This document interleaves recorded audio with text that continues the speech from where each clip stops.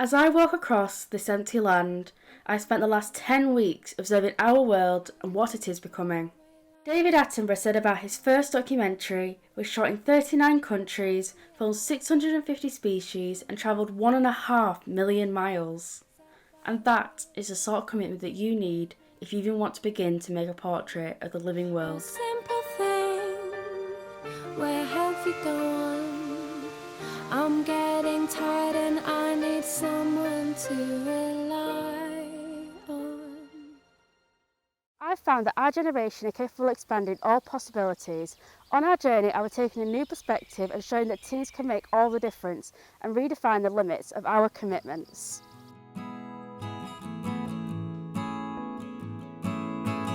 As I have spent the last few months seeing how teens in our local area are battling climate change, I have branched out further to see how teens around the UK and around the world are battling the same cause. Hi, I'm Matt Travis. I'm Managing Director of Enzygo Group. We're a group of environmental consultants based in 6 offices across the UK. So my name is Ramandeep Nija. I'm currently a second year zoology student. I'm Abir Mabrouk and I'm a project coordinator for Voices for Climate Action Tunisia project at Stop Pollution Movement. I'm Ellie Latham and I am a zookeeper and education assistant here at the Butterfly House. I'm Arushi Chopra. I am currently a student. I am volunteering at Croydon Community Energy as their marketing director. The biggest thing that we need when we want to face a new challenge is inspiration. So I asked them why they chose to do this as a part of their lives. So this is something that I have doing since I start being aware about who I am, what I want to be. And I think it's something that will be long lasting. If I make even a simple impact, it will be always remembered as something that I have done at a certain period of my life. That was my main reason to come into the animal industry, to mainly focus on education and to be able to talk about all these issues about in the world, not just animals, and how we can all affect that and make a difference. I've done some volunteering at my local RSPB reserve when I'm at home, and I got to help with little kids doing bug hunting, and just seeing when a child seeing their first newt or seeing their first ever spider in a little tray with their little magnifying glass. It's just so magical just to see their eyes light up and see how content they are. I just think when more people connect with nature, which I value so much, it just warms my heart so much. Last year was the hottest year on record, but sources show that 2024 could be worse. And although it seems like a great time to head down to the beach and try out some new sustainably made swimwear, it is devastating to our wildlife. Global warming is melting our ice caps in the Arctic, and polar bears and penguins are losing their habitats. As well, the forest fires are harming the koala bears and destroying their habitats. Our wildlife thrives from our forest animals, our birds, hedgehogs and squirrels, but due to extreme heat they are struggling to hydrate themselves, and baby squirrels are known to fall out of their nests when scorching hot weather occurs, as said by rescuers. For example, with global warming, there's an issue of some birds might be migrating earlier or later because of sometimes they migrate based on when they internally know the weather's changing, but if the weathers are not changing as the normal seasons, then they might go out of sync. So that's one way it might affect birds, or just general wildlife. I think we've seen it all across the UK or around the world really. A lot of their habitats are being destroyed, or if they're still there, they're not the same quality as they used to be. So when I was doing my PhD, and I did it for 2 and a bit years, it was all about the implications of climate change. So how different models are predicting climate change, how that impacts on water supply for the UK is very topical at the minute. And if I were to tell you when I did my PhD, the time horizons I was looking at was 2020, 2050 and 2080. So now we're in 2020. And a lot of things that we were predicting then, as you see now, is things like really dry summers, really intense rainfall events, and issues on water supply were all things that we were predicting by 2020. We are breaking new records every year surrounding climate change, and there's no signs of slowing down. I see TikToks about how COVID-19 paused 2 years of our lives, but now we've come out of that devastating time, we have hit fast forwards and sped up our planet's decline as we resume our own lives. In a scientific investigation by National Geographic, there is an estimated 8.7 million species in the world. This includes both plants and animals, many still to be discovered. But in a report by Ecotricity, it is found that more than 1 million species face extinction. While the usual rate of extinction is typically 5 species per year, we are currently losing up to 10,000 times more the normal rate, meaning that dozens of species go extinct every single day, and we are beginning to see the effects this is having on our wildlife and the stronger efforts that are having to be put in by conservation parks to keep these animals in their natural habitats. Being able to come to places like ourselves at the Butterfly House, you're educating that as well to younger people, and seeing it firsthand as well, and sort of seeing the animals and what's actually going to happen to them. One day you might not be able to see them, so at a young age, obviously as well as in the media, as well as in firsthand, it makes a massive change to be able to see it yourself. But it's not just the big animals that are facing endangerment. Here in the United Kingdom, 2 of the most threatened animals due to climate change are the puffins and the leatherback turtles. Both rising sea levels and temperatures are the root of these issues. High tides are taken away at our cliffs and our shores, making it unsafe for puffins to nest and turtles to lay their eggs. And the rising temperatures are bleaching the corals and diverting any food for them, and creating terrible storms which also poses threats to their offsprings when they roll in.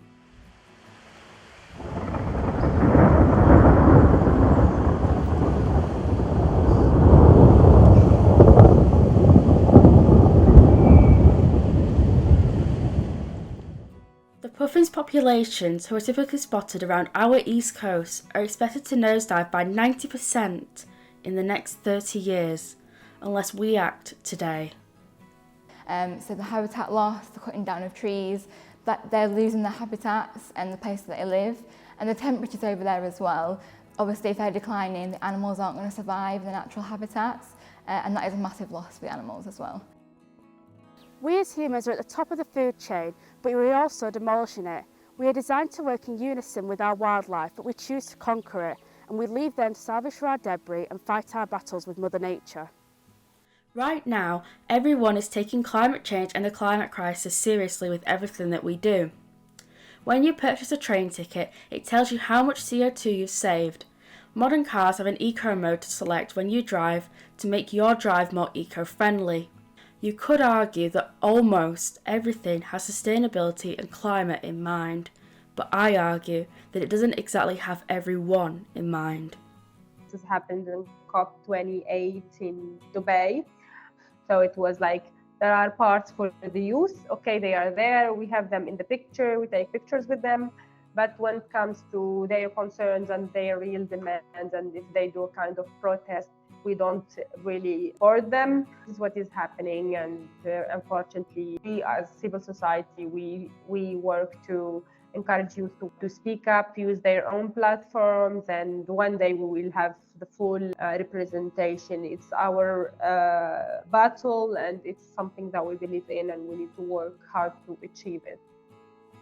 COP28 closed an agreement that signals the beginning of the end of the fossil fuel era by laying the grounds for a swift, just and equitable transition, underpinned by deep emission cuts and a scaled-up finance, according to the UNFCCC website.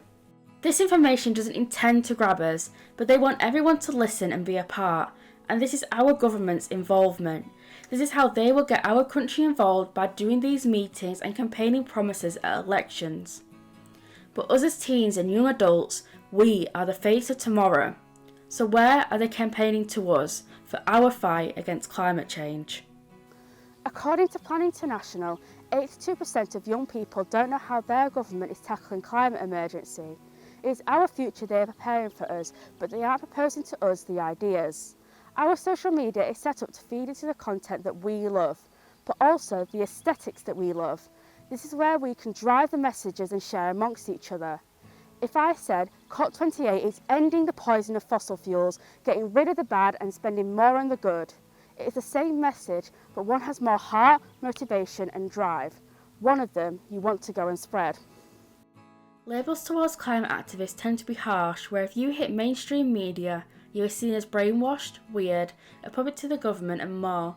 This is where toxic media defers the fight that we want, not just for ourselves but for our wildlife, and goes to show that we have to stand in solidarity with each other, because if we leave others to fight climate change and think that we won't make a difference, then we will be the difference between saving our community and saving the world. So I'm a part of Force of Nature community, and I know Clover Hogan. She is, she's very open about her views and the way if she believes in something. I've seen her openly speaking about that. Or in general, as someone who has attended events, I feel like it's not true that whatever we'll speak will please 100% of the people out there in the world. There will be a section of audience that would not agree with your views. But I think I've also run like 2 climate cafes, and I think I did have an experience when I was advertising the first one. Like, quite a few people were saying like climate change doesn't exist, and I think there is still a lot of greenwashing and a lot of climate deniers that think it's just not. But I think that's a lot more with like fake news and social media regulations, because often social media is flooded with things that is not real, and people often don't know what to believe anymore. Generally, any activist or anyone who speaks out about things will always face some sort of criticism from some sort of people, but I think it's connecting with like-minded people helps you when you're facing those criticism, and knowing yourself that you believe in what you care about, and someone out there will also care about the same thing, even when someone's saying that they don't. We can make our impact as silent or as vocal as we please, or just as we find comfortable, but we do it for the planet, so our wildlife doesn't have to stand alone. For me, I try to discourage myself from the bystander effect, where when people are around, you are less likely to intervene for the fear of being judged. So when I see some rubbish across the road, I will collect it, for then that bird won't. And I do my part for climate change.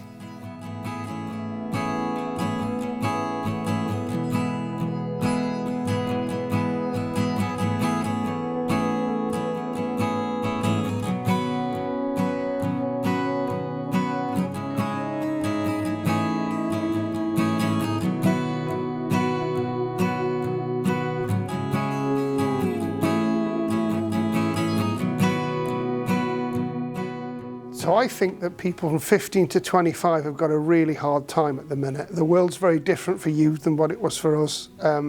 You've been through a pandemic period. You're also in a different economic world. When we were younger, things were cheaper. It was easier to access the housing ladder. Education was free. We didn't have to pay fees. Staying away from home and going to university are aspirational. Your rent wasn't massively high. Your social, going out socially was a lot cheaper. And I think all of those changes are really heavily weighted towards younger people. But I think that, knowing the younger people that I do, you are all a lot more environmentally conscious. You're more environmentally conscious, you're more health conscious, you're more conscious about the world around you because of the access to social media, because of the news that's coming at you all the time, and that's a real difference. Right now, trends are ever evolving, and there are great ways to help out the planet by switching out small, simple things. Selfless by Hiram is a collection of skincare products that do one step further to helping out a great cause through social change. Skincare routines are skyrocketing in the media from ages as young as 8, but large amounts of plastic consumption ending in landfills is detrimental to our planet. According to the British Beauty Council, when it comes to the beauty industry, only 14% of the packaging actually makes it to a recycling plant.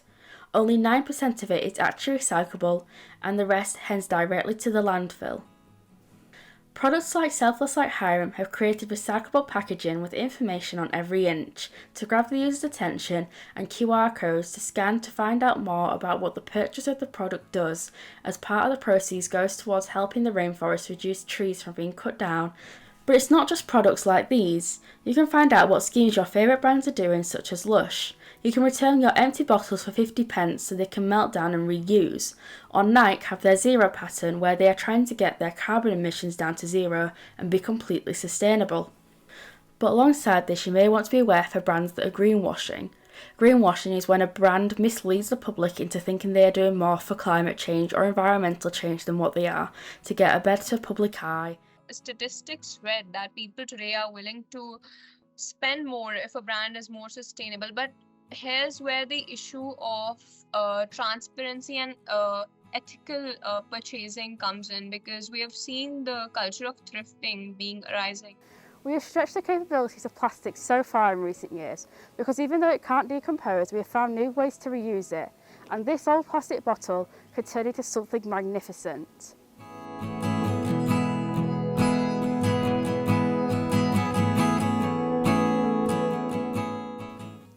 It only takes 3 bottles to make this hat. The average person drinks 11 cups of water a day. This translates to around 5 bottles a day. If we can bring this cost of the production market down, we could make not just a step, but a leap into saving our planet. One thing is for certain, we have to make a difference today because the clock is ticking.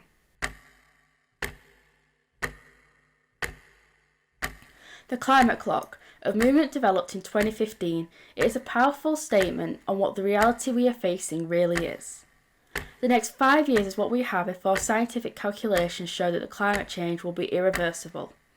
The clock has been installed in Berlin, New York, Seoul, Rome and Glasgow, opening people's eyes and minds as each second goes by, each second where we think no harm is done, each second where we think it is okay because someone else is doing something. Probably wouldn't be as long as we all think we do have left. In terms of habitat, that wouldn't be long at all. I think obviously over the last 30 years especially, there's a massive decrease in an incline, and that'll just continue to keep happening as well. So unless we do something, that'll just keep happening more and more. I think the message on climate change is it's real, it's happening. We're no longer at a position where it's not going to happen. Everything that we need to now do is focused around adaptation. I believe that respect for everything, both adults, teens and wildlife, is crucial to saving our planet, and that me and you, as teens and young adults, need to be the ones to lead this change and innovate new ideas and use our power through creativity to get people to listen and change alongside us. This shouldn't be a battle. This should be a movement. When we were kids, the magazines told us that we could adopt a penguin or a tiger, but now we can do so much more. And